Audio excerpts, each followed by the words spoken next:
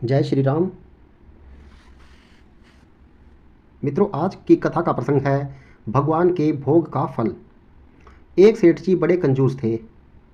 एक दिन दुकान पर बेटे को बैठा दिया और बोले कि बिना पैसे लिए किसी को कुछ मत देना, मैं अभी आया।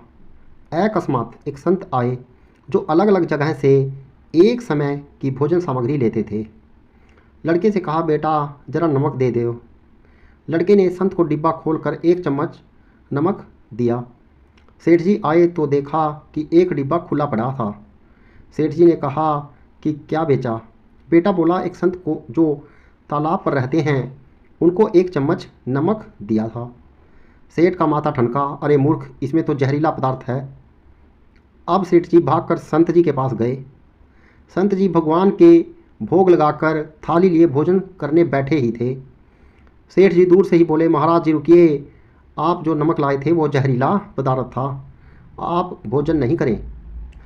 संत जी बोले, भाई हम तो प्रसाद लेंगे ही, क्योंकि भोग लगा दिया है और भोग लगा भोजन छोड़ नहीं सकते।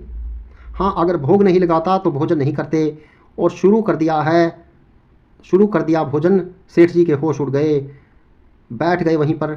रात पड़ गई, सेठ जी वहीं सो गए कि कहीं संत जी की तबीयत बिगड़ गई तो कम से कम वैद्य जी को दिखा देंगे तो बदनामी से बचेंगे। सोचते सोचते नींद आ गई। सुबह जल्दी ही संत उठ गए और नदी में स्नान करके स्वस्थ दशा में आ रहे थे।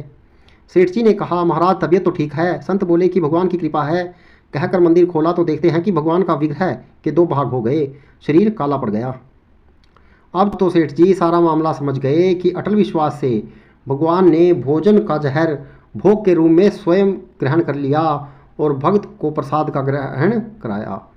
सेठ जी ने आज घर आकर बेटे को घर दुकान सौंप दी और स्वयं भक्ति करने संत की शरण चले गए।